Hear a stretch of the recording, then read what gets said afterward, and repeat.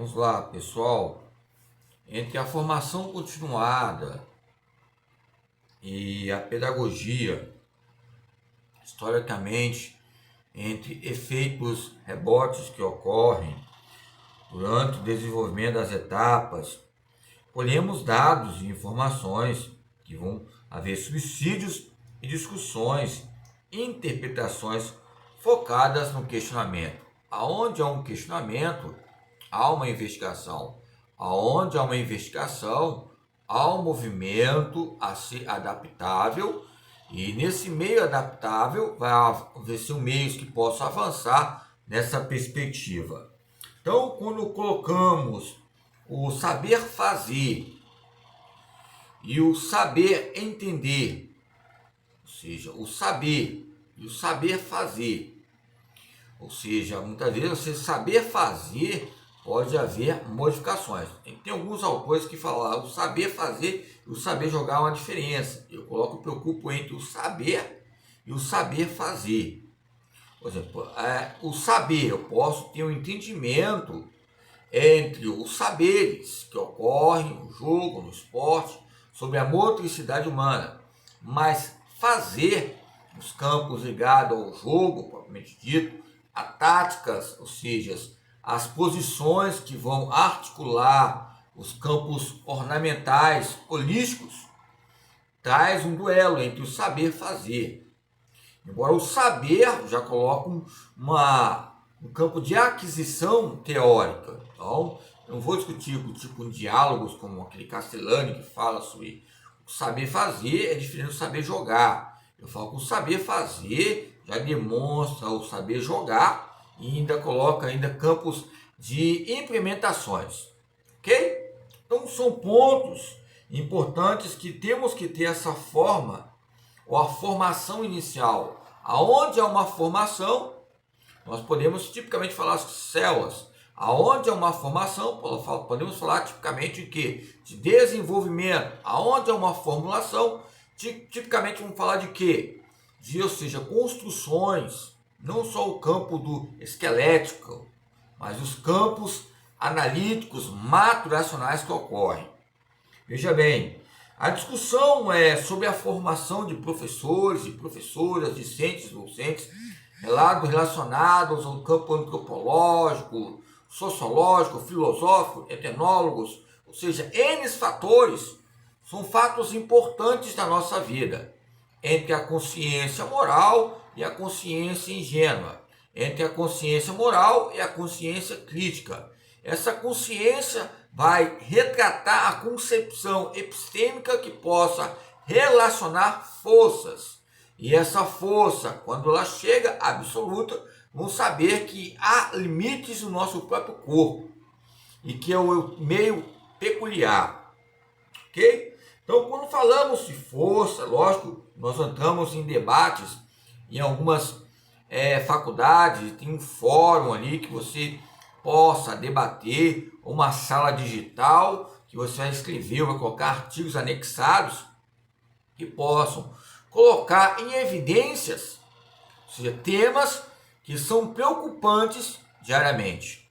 Ok? Então, a discussão é o quê? Às vezes nós olhamos grupos, alvos, grupos diversos, que você vai entrando nas lives, vai vendo essas questões importantes entre graduações, instituições, as diferenças, os países, as maneiras que são colocadas, ou seja, os meios etimológicos, entre a raiz e, ou seja, o radical, como eu estou falando sempre, entre o gradual e o gradativo, ou seja, o que vai predominar melhor? É a própria palavra, só o saber, ou o saber fazer?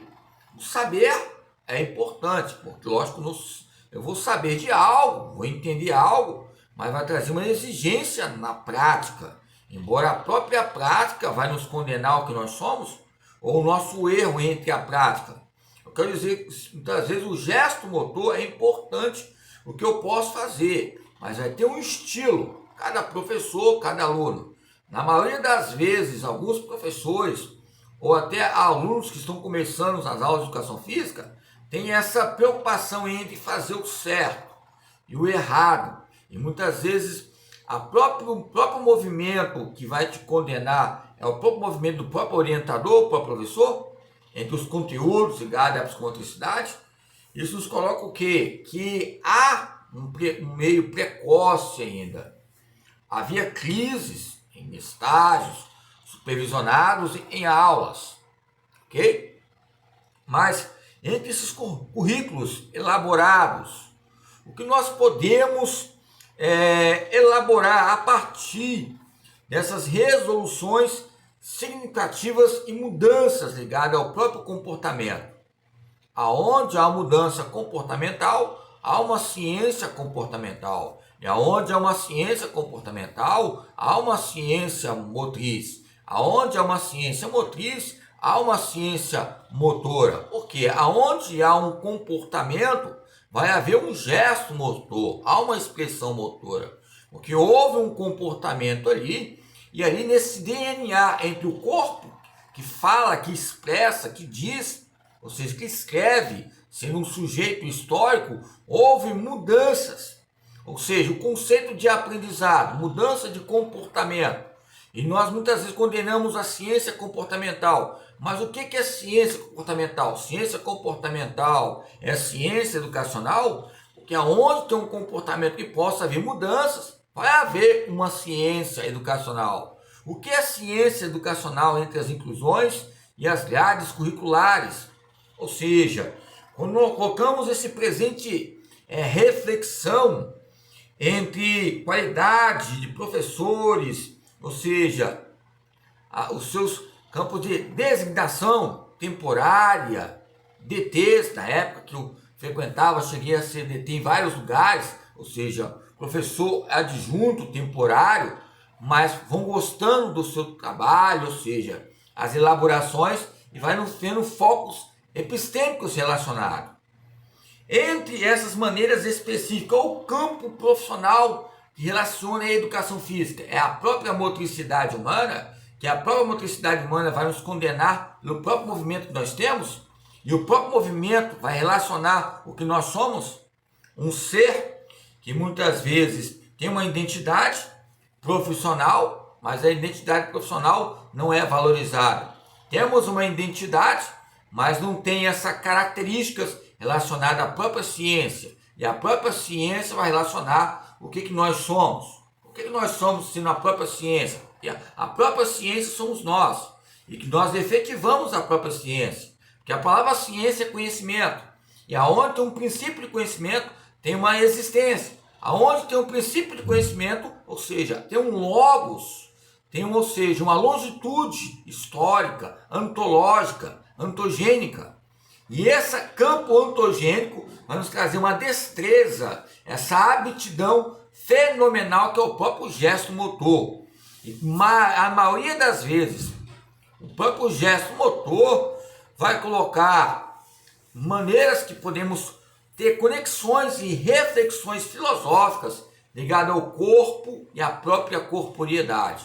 A corporeidade é um conjunto que identifica movimentos que estão entre a aquisição à própria cultura onde você está inserido, e o próprio movimento onde você está inserido vai te trazer, colocar uma concepção determinante aonde seja o que você é, o que você deve fazer, como fazer, para que fazer. Entre essas identidades há uma construção e reconstruções a cada dia. Ou seja, entre definições ou indefinições, qual o campo de conflito? Onde eu tenho uma definição, é lógico que vai haver uma instabilidade, vai haver indefinições. E eu havendo conflitos, pode ser meios eminentes para uma própria construção. Ou seja, entre os objetivos de uma escola, entre os objetivos de uma empresa, entre os objetivos que temos. Já tendo objetivo, pode ser um distúrbio entre desafios, vários distúrbios que são ocasionados aí, colocados em várias revistas, ligadas à psique, ou seja, à psicomotricidade, psicose, ou seja, são panoramas importantes. Aonde não tem objetivo, já falam que há um exagero, tem que ter motivação. Quando não tem muito, já tem outro motivo também para, ou seja, demonstrar um campo negativo. Vamos buscar os meios alternativos